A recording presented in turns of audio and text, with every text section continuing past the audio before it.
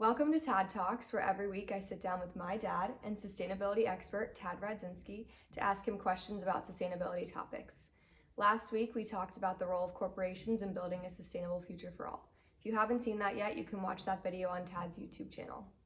Today we are going to talk about strategies to mitigate or reduce the risks of climate change while growing our economy at the same time.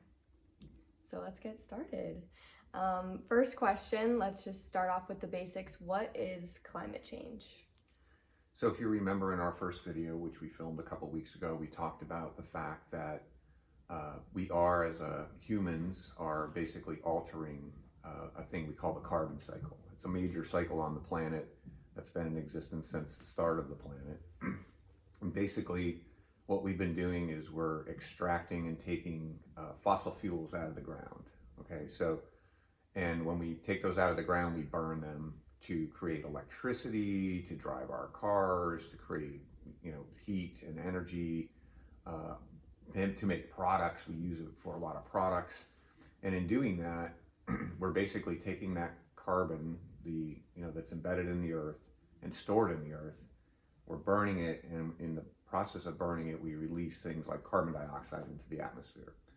So when that carbon dioxide gets emitted in the atmosphere, the way the planet should work is that CO2 should get absorbed by trees and plants and into the oceans and that kind of thing. And the carbon cycle is designed to keep things in balance. So what happens is if you are burning more fuels and putting more CO2 into the atmosphere than can be absorbed, you start to get a situation where you start to get an excess of carbon dioxide in the atmosphere. And we've been measuring that now for years, and we're seeing an increase in the CO2, which then ends up trapping heat on the earth. So what happens is, the sun shines in, and the CO2 almost creates almost like an insulation layer, sort of, or like a greenhouse. They call it the greenhouse effect, right? Mm-hmm. Where that heat gets trapped, and you start to affect the climate based on the increasing temperatures on the planet. The other thing that we have is there's other greenhouse gases, things like methane. And methane can come from different sources. It definitely can come from animals like cows. It also comes from when we put waste in landfills and things like that. So basically what's going on, we're adding more of these greenhouse gases to the atmosphere. We're adding that insulation layer. The temperatures are starting to increase, and what we're seeing is more frequent storms, more intense storms. We're seeing droughts. We're seeing changes in different areas in terms of rainfall and all kinds of different things. And even some of the fires that we're seeing in the West are because of different changes, hotter temperatures. And even here, we've seen changes in Pennsylvania. I remember as a kid, we used to have ice all the time on the lakes, and we would go ice fishing, and we would do all kinds of things.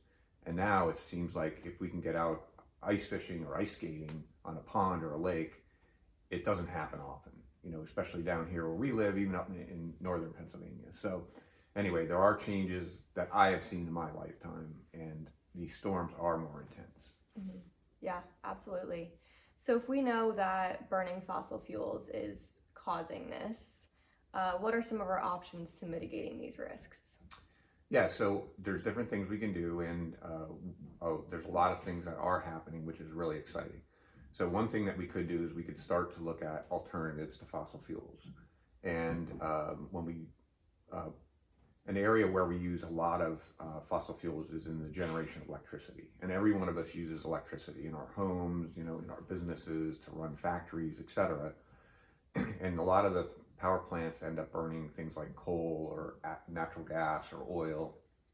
So some of the things that have been done, and even right behind us in the backdrop here, we can start to use renewable energy sources. So things like solar panels or wind turbines, those definitely are a great source of generating electricity without burning anything.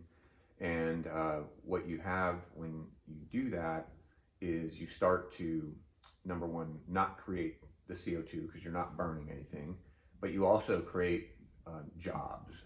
Basically, when we had the solar panels installed behind us, that gave a company, job opportunities. It also created job opportunities for the solar panel manufacturers, the rack manufacturer, the folks that built the timber frame that the solar panels are sitting on. So all of these things are definite opportunities. Now, one thing about renewable energy is if the sun is not shining, you're not going to generate any electricity, or if the wind's not blowing. So it has to be a balance. And I do think more efficient technologies that if they do burn fossil fuels, they can do it more efficiently. That would be really great. Another area that we have a lot of opportunity is energy efficiency. So even in our own business, we work in many different facilities. We work in manufacturing plants, we work in office buildings, and we figure out ways to reduce energy consumption.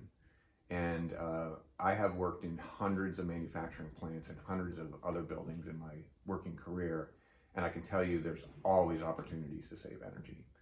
And that also drives the economy, because if we do an energy audit and we figure out things that the company can do, sometimes they have to retrofit light bulbs, or maybe put in some more efficient equipment, but there's also things they can do that don't cost anything. So the beauty of doing energy efficiency is it's going to reduce the energy use in the building, which then reduces the need to generate electricity or burn other fossil fuels.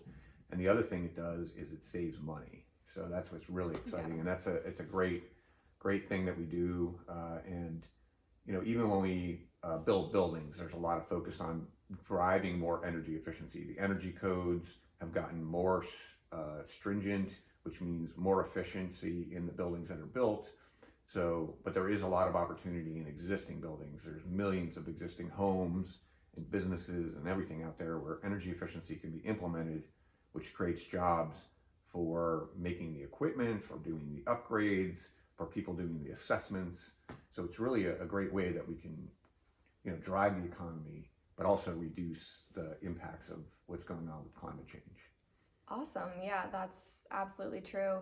And so I know there's a lot of concern with changing the way we do things. I think the human race is just in general resistant to change. Right. Do you see that there will be an abrupt change in the use of natural gas or fracking? Oh, absolutely not. No, I think that our whole economy is built on, burning these things and utilizing these, like natural gas for feedstocks to make things like plastics and everything else. And they're really important materials in society. It's also something that you don't just magically flip a switch and stop doing things. Everything that I'm talking about today is going to take decades to implement, because you can't just automatically switch off of gasoline and go to electric vehicles. You have to have the infrastructure built to allow that.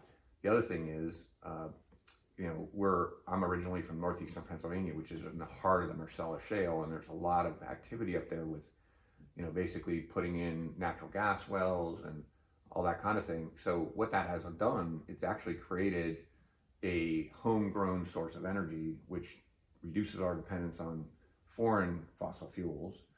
And I think as the technology evolves, if we can do this in a manner that minimizes impacts to the environment, is done safely, you're going to see that being able to get the gas out of the earth can be done in a better way, and it will be something that will help us to continue to do everything we do now, but also to drive innovation in the future. And I am excited about some other things that are coming up. There's now a lot more work coming around using hydrogen as a fuel.